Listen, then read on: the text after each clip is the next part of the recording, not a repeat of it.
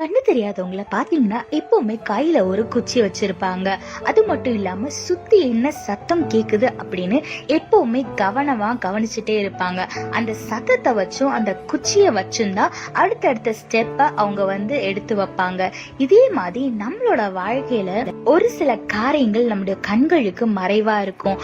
ஆவிக்குரிய வாழ்க்கையில நடக்கிற போராட்டங்களா இருக்கட்டும், நம்ம நண்பர்கள்னு நினைச்சு பழகிற ஒரு சிலர் நம்மளுக்கு பின்னாடி போடுற தீமையான திட்டங்களா இருக்கட்டும், இது மாதிரி நிறைய காரியங்கள் நம்ம கண்களுக்கு மறைவா இருக்கு. இப்படிப்பட்ட சூழ்நிலையில எப்படி கண்ணு தெரியாதவங்க அந்த குச்சியை வச்சும் அவங்கள சுத்தி வர சத்தத்தை வச்சும் கண்ணுச்சு அடுத்த ஸ்டெப்ஸ் எடுத்து வைக்கிறாங்களோ, அதே மாதிரி நம்மளோட வாழ்க்கையில நம்ம தேவனை பிடித்து கொண்டு அவரோட சத்தத்தை கவனமா கேட்டு அதன்படி நடந்தோம் அப்படின்னா நம்ம கண்களுக்கு தெரியாத போராட்டங்களையும் நம்ம தாண்டி வந்துடலாம். வேதத்துல பாருங்க, யோசுவா 1ஆம் அதிகாரம் 9ஆம் வசனத்துல போட்டிருக்கு, நான் உனக்கு கட்டளையிடவில்லையா, பலன் கொண்டு திடமனதாயிரு, திகையாதே, கலங்காதே, நீ போகும் இடமெல்லாம் உன் தேவனாகிய கர்த்தர் உன்னோட இருக்கிறாருன்னு இன்னைக்கு தேவன் நம்மளுக்கு வாக்கு கொடுத்திருக்கிறாருங்க.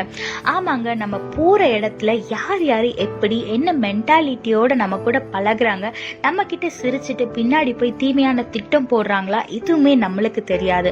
ஆனா நம்மளுக்கு தெரிஞ்ச ஒரு விஷயம், தேவன் நம்ம கூட இருக்காரு. அதனால எந்த ஒரு சூழ்நிலையா இருந்தாலும், எவ்வளவு மோசமான மனுஷங்களா இருந்தாலும், சத்ரு எவ்வளவு பெரிய தீமையான திட்டத்தை நம்மளுக்கு விரோதமா கொண்டு வந்தாலும் அது வாய்க்காம போகும். ஏன்னா தேவன் நம்ம கூட இருக்கும் போது வெற்றி நமக்கு தான். தேவன் நம்மளை ப்ரொடெக்ட் பண்ணிப்பாரு. அதனால இந்த நாள்ல நீங்க என்ன சூழ்நிலையில இருந்தாலும் சரி, யார பார்த்து பயந்துட்டு இருந்தாலும் சரி, எல்லா பயத்தையும் மூட்டை கட்டி தூக்கி போடுங்க. ஏன்னா தேவன் உங்க கூட இருக்கிறார். தேவன் உங்க கூட இருக்கும் போது உங்களுக்கு தான் வெற்றி நிச்சயம். அதனால தேவனை பற்றி கொள்ளுங்க, அவர் சத்தத்துக்கு கீழ்ப்படி நடங்க, ஆசீர்வாதமான வாழ்க்கையை வாழுங்க. கர்த்தர் உங்களோடு கூட உங்களை ஆசீர்வதித்து பாதுகாத்து வழி நடத்துவாராக. ஆமென். The blind people will always have a stick in their hand, and they will always observe the sound around them and take each step with the help of the stick and with the help of the sound that they hear around them.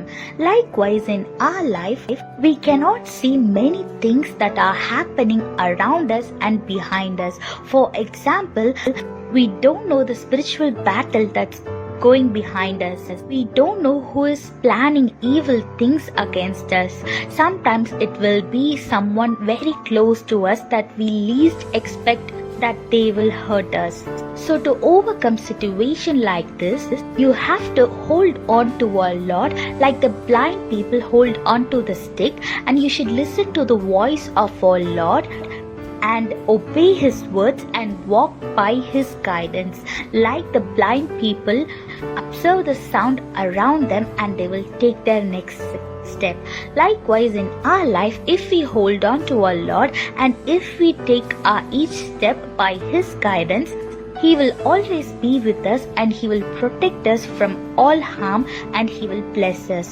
Look what the Bible says in Joshua chapter 1 verse 9. Have I not commanded you to be strong and courageous?